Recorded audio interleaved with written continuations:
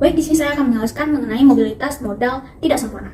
Saya akan menjelaskan mengenai dampak dari kebijakan moneter dan kebijakan fiskal pada kondisi perekonomian di mana nilai tukar bersifat tetap. Yang pertama ada kebijakan moneter, yang kedua ada kebijakan fiskal. Nah, kebijakan moneter yang pertama dapat kita lihat pada kurva pada layar. Di sini terdapat titik keseimbangan awal, yaitu pada E0 dengan tingkat pendapatan, dengan tingkat bunga R0 dan pendapatan Y0. Nah, ketika pemerintah atau bank sentral memutuskan untuk melakukan kebijakan moneter ekspansif, yaitu dengan menambah jumlah uang yang beredar, maka kurva LM akan bergeser ke kanan sehingga menyebabkan timbulnya titik keseimbangan baru dari E0 ke E1 dengan tingkat bunga yang turun dari E0 ke R1 dan tingkat pendapatan meningkat dari Y0 ke Y1. Nah, akibatnya adalah terjadi defisit neraca pembayaran.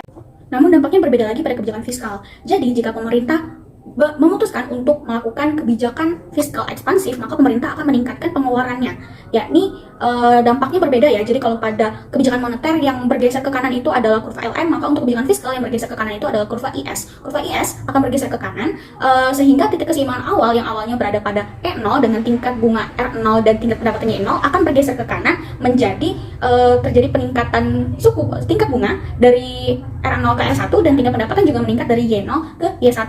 Nah, di sini karena kurva LM lebih curam daripada kurva BP, maka titik keseimbangan E0 yang berpindah ke E1 berada di atas kurva BP, yang terjadi akhirnya adalah neraca pembayaran yang bersifat surplus. Nah, di sini perlu kita perhatikan bahwa untuk kebijakan fiskal pada kondisi perekonomian dengan tingkat nilai tukar yang tetap akan bergantung pada posisi kurva LM dan kurva BP. Apabila kurva LM lebih curam daripada kurva BP, akibatnya adalah kebijakan fiskal ekspansif akan menyebabkan surplus neraca pembayaran. Sedangkan jika kurva LM lebih landai daripada kurva BP, maka kebijakan fiskal ekspansif akan menyebabkan justru akan menyebabkan defisit neraca pembayaran.